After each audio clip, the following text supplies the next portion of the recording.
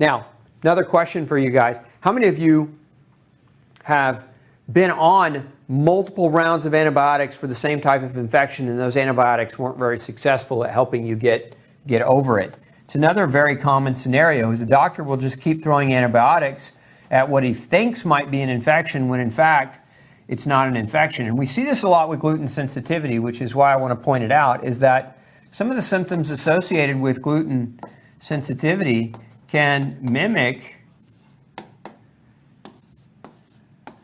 an infection.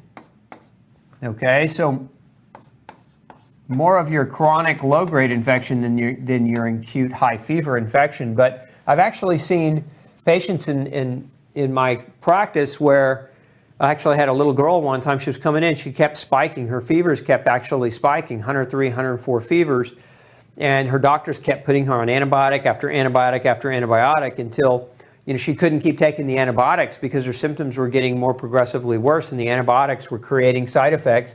And this little girl actually her main problem was that she was gluten sensitive, and her mom was feeding her a very heavily based gluten type of formula milk.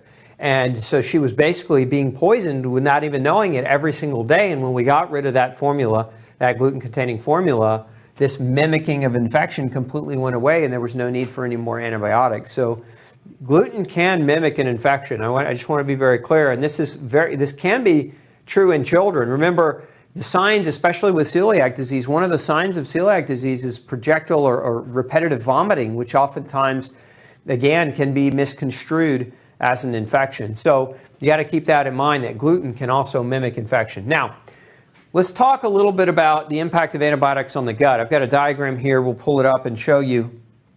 So it's important to understand that if you're put on an antibiotic, antibiotics are designed to kill bacteria. Predominantly, that's what they're trying to do, is kill bacteria. Now, we know at this point, this is not a mystery. This science is so prolific, and it's up and coming, and we're going to be learning a lot more and more and more about the microbiome. But many of you have heard of the microbiome. And what is the microbiome? The microbiome are the good bacteria that inhabit and colonize your GI tract, right? We're first exposed to really the bolus dose of exposure to bacteria is when we're born through natural delivery. As the baby comes out of the mother's vaginal canal, the mouth being open, all the vaginal bacteria help to colonize the GI tract of the baby. So cesarean section babies, we know, are at greater risk for problems. So microbiome is important to understand. These are bacteria, and antibiotics are designed to kill those bacteria. And this is one of the reasons why some people have such horrific side effects when they take an antibiotic, is because they already have a poor functioning microbiome, and the antibiotics just kind of tip it over the edge.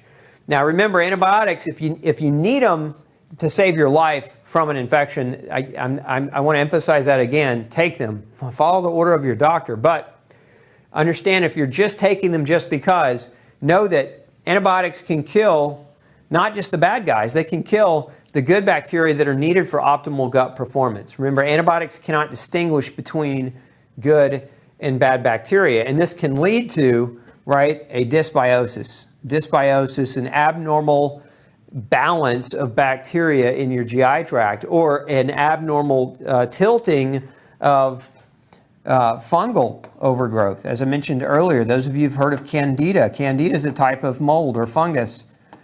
And so one form of dysbiosis is taking an antibiotic, knocking out your good flora, allowing for the growth of Candida and allowing for the increase and overburden of Candida. Okay, so this Candida overgrowth, as we've got here, understand something about Candida. Aside from Candida being potentially harmful, Candida produce a number of mycotoxins or a number of mold toxins that can create damage, that are known to suppress the immune system, that are known to cause increase the risk for the development of cancer and kidney disease and other problems. You don't want a Candida overgrowth. It's not something that you want. And sometimes we'll see after kids especially get a heavy dose of antibiotics, they'll develop oral thrush, which their tongue gets super white and it's coated. That's thrush, right? Is that the Candida gets so bad, right, that it shows up in the mouth. It's not even just contained to the GI tract, but it's actually showing up in the mouth. We'll see the same thing when women oftentimes take antibiotics for urinary tract infection. They'll get vaginal yeast overgrowth or vaginal Candida overgrowth. Why is that important to know, especially if you're gluten sensitive? Is because there's a protein that yeast produce, especially Candida. It's called a hyphal wall protein, or a hyphal wall protein, and it mimics gluten.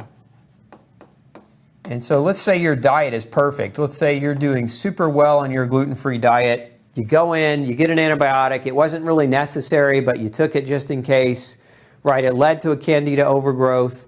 That Candida led to the mass production of hyphal wall proteins, and now your body's behaving as if you're getting gluten exposure, right? And now you're fighting and you're struggling to try to figure out why your body's not working the way it should, why you're having the symptoms that you are. This is one of the most common side effects of taking an antibiotic is a Candida or a yeast overgrowth. Remember, when you knock out the good bacteria, you leave room for Candida to grow. Your gut's like a garden. When you knock out one crop, then another one is going to get stronger and it's going to take over. And again, yeast is one of those. As antibiotics are given, it's a very, very common side effect that you want to know about so that you can avoid it. So we're going to talk about solutions here in just a minute. There's a number of different solutions for this. Stay with me.